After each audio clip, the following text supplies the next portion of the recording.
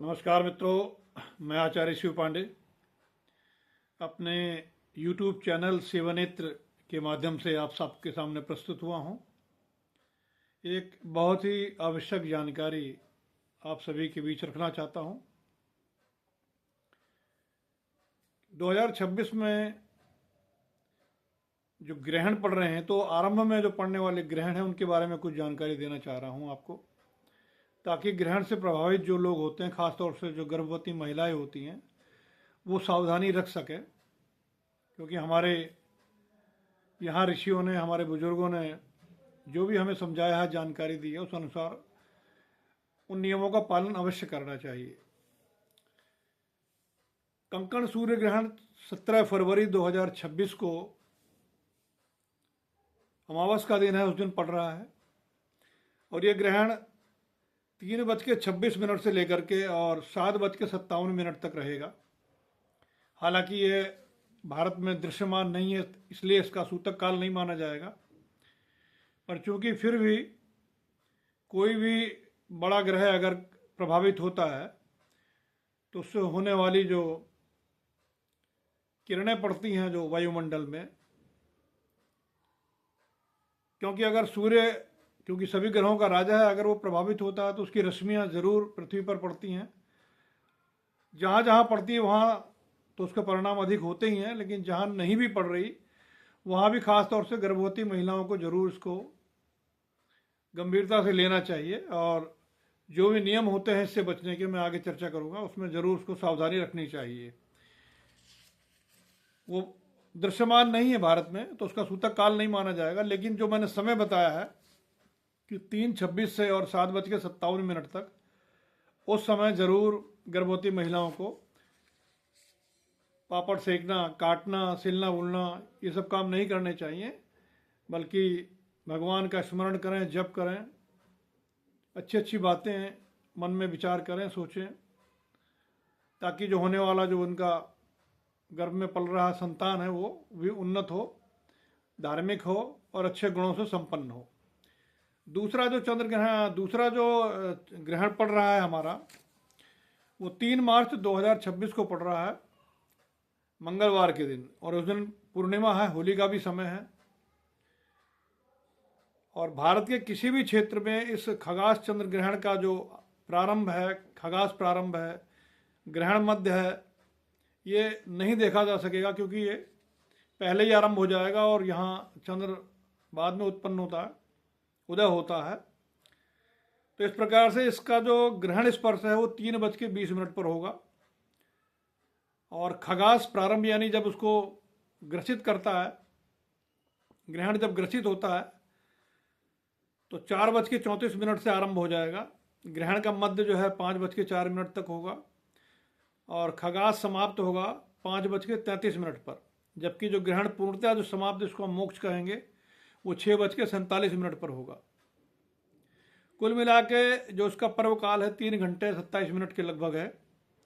और जो खगास काल है, खगास काल, वो लगभग 59 मिनट का है। बेसिकली इसके अंदर जो हमने समझना है, गर्भवती महिलाओं को विशेष ध्यान देना है इसमें, क्योंकि जो रश्मियाँ पड़ती हैं चंद्र की, जब चंद्र ग्रसित होगा तो जो उससे आने वाली शीतलता रश्मियाँ हैं वो प्रभावित होती हैं। तो सबसे पहले तो चंद्र ग्रहण में 9 घंटे पहले इसका सूतक लग जाता है। तो 3:20 पर जब ग्रहण आरंभ होगा तो उसके 9 घंटे पहले ही, यानी कि 6:20 से ही इसका सूतक लग जाएगा। तो सूतक काल से और ग्रहण मोक्ष तक गर्भवती स्त्रियों को कुछ खाना पीना नहीं चाहिए। बहुत आवश्यक हो तो वृद्ध लोग या बीमार जो हैं वो तो दवा पानी ले सकते हैं, उनकी मजबूरी है। पर ख़ासतौर से गर्भवती महिलाओं को अगर ये नियम निभा ले जाए तो बहुत अच्छा रहता है। और जो खाने के सामान है जो बन गए हैं, दूध है, दही है, कुछ है, तो उसमें कुशा आती है, उसको तृण रूप में जो है थोड़ा सा डाल दें। तो केमिकली उसके अंदर कुछ इस तरह की चीज़ें होती हैं कि जो आने वाली रश्मियाँ जो अपवित्र करती हैं भोजन को, वो कुशा के माध्यम से जो है वो उसके अंदर वो जो अपवित्रता होती है बैक्टीरियाज की, वो उसमें नहीं पड़ पाती है, उससे बचाव हो जाता है। ग्रहण का जो ये राशिफल, जो ग्रहण का अगर हम कहें तो चंद्र ग्रहण जो है पूर्व फाल्गुनी नक्षत्र में और सिंह राशि में पड़ रहा है। तो सिंह राशि वालों को और पूर्व फाल्गुनी नक्षत्र जिनका, उनको विशेष सावधानी इसमें बरतनी पड़ेगी, क्योंकि ज़्यादा जो है प्रभाव उन्हीं को होगा, उन्हीं के लिए कष्टकारी इसको बताया गया है। और दूसरी बात है, फागुन के मास में है। अगर फागुन के मास में है तो आपको पता, फागुन का महीना उमंग का होता, होली का होता, नाचना गाना, संगीत से जुड़े लोग, श्रेष्ठ स्त्रियां जो हैं, या तपस्या करने वाले होंगे, या मंगलवार को भी पड़ रहा है, क्षत्रिय लोग, इनको पीड़ा और कष्ट की संभावना हो सकती है। विशेष रूप से ये लोग बचाव करें। और दिन मंगलवार है तो मंगलवार को चोरी, अग्निकांड, क्योंकि मंगलवार दिन है तो दिन का भी एक अपना महत्व होता है, उनसे जो है उपद्रव ना हो, वहाँ इनको बचना है। और जो नक्षत्र है, क्योंकि पूर्व फाल्गुनी नक्षत्र में पड़ रहा है और सिंह राशि में पड़ रहा है, तो शिल्प कला और क्रय विक्रय करने वाली जो काम है, कुंवारी जो कन्याएं हैं या स्त्रियां हैं, इनको पीड़ा ना हो, ये विशेष रूप से सावधानी रखें। सूतक काल में और ग्रहण काल में मूर्तियों को स्पर्श नहीं किया जाता है, नाखून नहीं काटते हैं, अनावश्यक खाना पीना, मैथुन, निद्रा, भोग विलास इत्यादि ये सब कार्य वर्जित हैं। झूठ, कपट, लड़ाई झगड़ा ये सब नहीं होना चाहिए। मन चित्त को शांत करके ईश्वर आराधना और भजन में अपना समय गुजारना चाहिए। जैसे मैंने बताया कि दूध, दही, अचार, मुरब्बा, इसमें जो है कुशा का तृण जो है रख लें ताकि उसकी शुद्धि बनी रहे।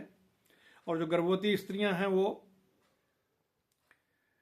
पेट के ऊपर या तो गाय का गोबर शुद्ध मिल जाए वो उसका लेपन कर सकती हैं, या गेरू आता है, गेरू को घोलकर वो अपने पेट के ऊपर पूरे पर वो उसका लेप कर सकती हैं, ताकि जो उसकी रश्मियाँ आ रही हैं, क्योंकि संतान जो गर्भ के अंदर है वो बहुत संवेदनशील होती है, और वहाँ अगर कोई प्रभाव होता है किसी प्रकार का तो सबसे पहले उनको प्रभावित हो सकती हैं वो संतान, जो भ्रूण होता है, संतान रूप में जो भी जितना विकसित हुआ है उसके ऊपर सबसे ज़्यादा नुकसान होने का भय रहता है। तो उससे बचने के लिए या तो गेरू को घोर के अपने पेट के ऊपर लगा लें या गाय का गोबर लगा लें हल्का हल्का, और ग्रहण समाप्त होने के बाद स्नान करके उसको साफ करके, और इसी ग्रहण काल में अपनी राशि के अनुसार और चंद्र के अनुसार, सूर्य ग्रहण है तो सूर्य के अनुसार जो इनके कारक तत्व की जो चीज़ें होती हैं दान की, उनका वो इकट्ठा करके उसका संकल्प ले लेना चाहिए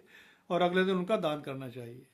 तो एक महत्वपूर्ण जानकारी मैंने आपके बीच रखी ताकि आप समय पर सचेत हो सकें। आपसे गुजारिश है कि मेरे YouTube चैनल को सब्सक्राइब करें, आइकॉन बेल को दबाएं, लाइक करें और ज़्यादा से ज़्यादा इसको शेयर करें।